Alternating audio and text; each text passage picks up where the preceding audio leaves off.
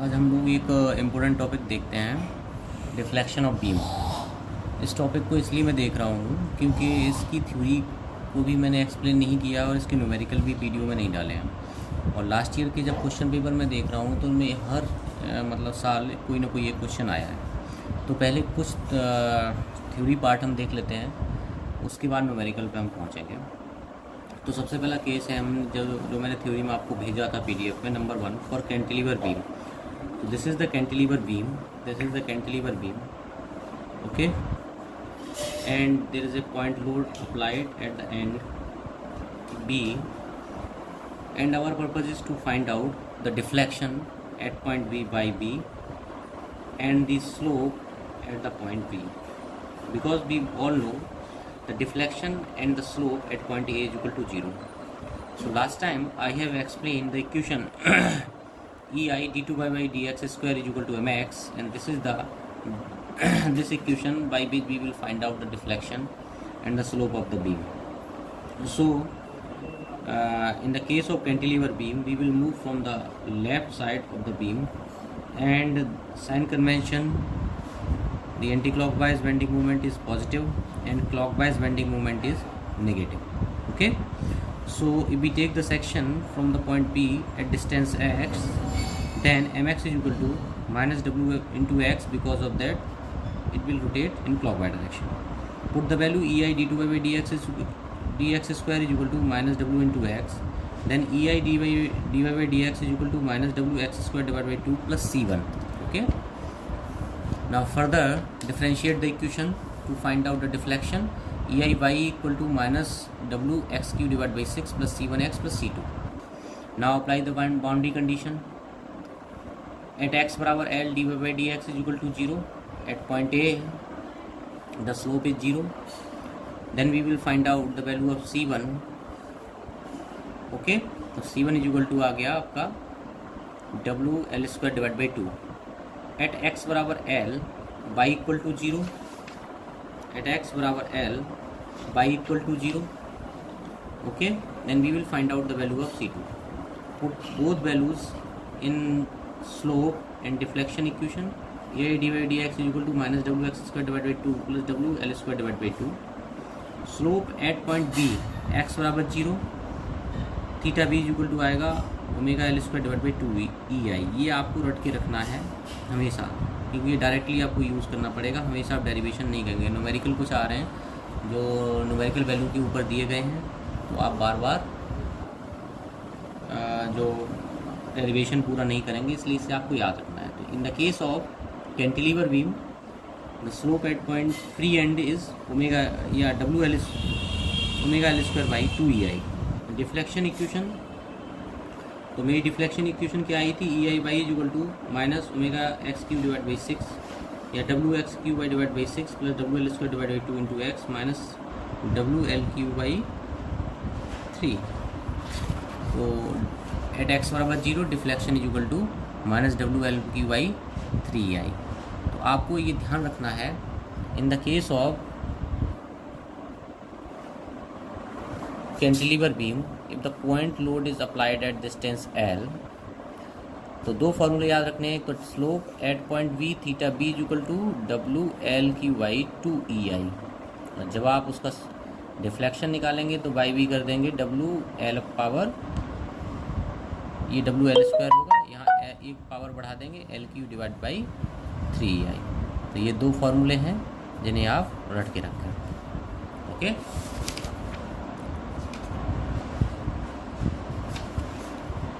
ये मैंने दो फॉर्मूले याद करने के लिए इसलिए भी कहा है कि अगर न्यूमेरिकल, क्योंकि गेट में इस तरह का न्यूमेरिकल कई बार आया, आप लास्ट ईयर के पेपर देखेंगे तो इस तरह का न्यूमेरिकल आया है कि ये कैंटिलीवर बीम है और सब पॉइंट लोड लगाया है ए डिस्टेंस पे, not the distance L. Point B पे नहीं लगाया, एक पॉइंट C पे लगाया जो ए पॉइंट से ए डिस्टेंस पे है. उस कंडीशन में पूछते हैं what is the slope and deflection at the point B, और डायरेक्ट फार्मूला देते हैं 4 ऑप्शन में से जो आपको निकालना पड़ता है. तो क्या करेंगे आप ए डिस्टेंस पे एक पॉइंट लोड लगाया है और आपको जो स्लोप निकालना है वो पॉइंट B पे निकालना है.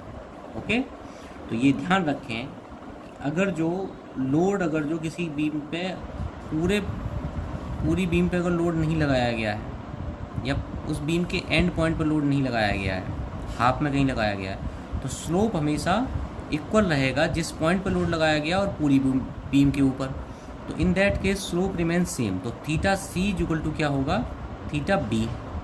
अब थीटा बी का भी हमने फॉर्मूला पढ़ा है कि अगर कोई बीम है इस तरह की, उस पर लोड डब्ल्यू लगा है एल डिस्टेंस पे, तो उसका स्लोप क्या आता है, W L square by 2EI।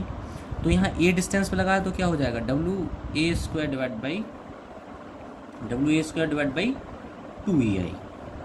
वही थीटा सी पे होगा, वही थीटा बी पे। लेकिन डिफ्लेक्शन का केस अलग होगा। डिफ्लेक्शन कैसे निकालेंगे, तो हम सी से लेके बी तक की बीम को अलग करेंगे, यहाँ से लेके यहाँ तक की बीम को। तो यहाँ देखो बाई बी माइनस बाई सी, और ये डिस्टेंस हो गई टोटल एल, ये ए, तो ये हो गई एल माइनस ए, और ये थीटा सी। तो ये 10 theta C equal to by B minus by C divide by L minus A. तो यहाँ से डायरेक्ट बाई सी निकाल सकते हैं। क्या निकालेंगे, by B plus L minus A into slope. अब ये सब नहीं याद रखेंगे, हम डायरेक्ट याद रखेंगे the slope at point C equal to slope at point B equal to slope at point C. उससे ज़्यादा होगा तो प्लस कर दो, कितना ज़्यादा होगा, L minus A distance into slope at point C. तो अगर जो सी पॉइंट पे डिफ्लेक्शन क्या होगा, जो अभी डिफ्लेक्शन का फॉर्मूला याद कराया है हमने, W L cube by 3I, तो यहाँ पे ए डिस्टेंस पे लगाया तो W A Q by 3EI, okay, plus L minus A into slope क्या हो गया, W A square by 2EI। तो इस तरह से आप क्वेश्चन को सॉल्व कर सकते हैं। और सेम मेथड, सेम तरीका हम अप्लाई करेंगे अगर न्यूमेरिकल आपका UDL का होगा, ये ध्यान रखें। तो मैंने पॉइंट लोड को लेके समझाया है, जो कि बहुत सिंपल है, आप इसे एकदम याद रखें और ये दोनों फॉर्मूले रट लें, ओके। अब हम नेक्स्ट देखते हैं, ओके। तो सेम न्यूमेरिकल, सेम डेरिवेशन है, लेकिन डिफरेंस क्या किया, एक कैंटिलीवर बीम है और उस पर UDL लगा दिया। तो आपने फिर वही किया, एक ए पॉइंट है, एक बी पॉइंट से एक डिस्टेंस पे एक सेक्शन लिया एल डिस्टेंस का, ओके। तो बेंडिंग मोमेंट क्या हो गया इसका, omega L square divide by 2, और क्लॉकवाइज घूमेगा तो नेगेटिव। तो EI d2 by D x square equal to minus omega x square divide by 2। Again differentiate किया, EI D by D x minus omega x की by 6 plus C1। EI फिर again differentiate किया, तो हमारी equation ये आ गई। अब same boundary condition, at x बराबर एल फिक्स एंड पे स्लोप 0 रहेगा, तो हमने C1 की वैल्यू निकाल ली, एट एक्स बराबर एल बाई इक्वल टू 0 रहेगा, ठीक है। तो हमने C2 की वैल्यू निकाल ली, C2 आपका ये आ गया पुट करके वैल्यू। तो स्लोप इक्वेशन क्या होगी आपकी, EI D by D x, value आपने पुट की, minus omega X cube divide by 6 plus omega L cube by 6। आपकी डिफ्लेक्शन की इक्वेशन क्या होगी, C2 की वैल्यू रख दी, C1 C2 की, EI by equal to minus omega x power 4 divide by 24 plus omega L Q divide by 6 into x minus omega L power 4 divide by 8। Slope at point B, अब हमें slope point B पे निकालना है, तो x बराबर मैं 0 रख दूंगा, तो थीटा भी आ गया omega L Q divide by 6EI। अब आप ये फॉर्मूला याद रखेंगे कि अगर जो कोई बीम है और उस पर UDL लगा हुआ है, ठीक है, तो स्लोप जो होगा वो होगा omega L cube by 6EI, ठीक है, और डिफ्लेक्शन आएगा omega L power 4 divide by 8EI। तो अब ये दोनों फॉर्मूले आप दोबारा फिर रट लें, जैसे मैंने पहले में बताया था।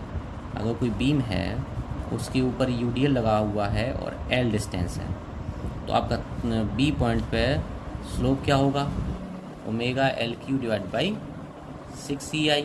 और ध्यान रखो जो डिफ्लेक्शन होगा उसमें एल क्यू की जगह एल पावर 4 हो जाएगा और 6 की जगह 8 हो जाएगा, omega L power 4 divide by 8EI। जैसे हमने उसमें बताया था 2EI और 3EI है पॉइंट लोड में, ठीक है।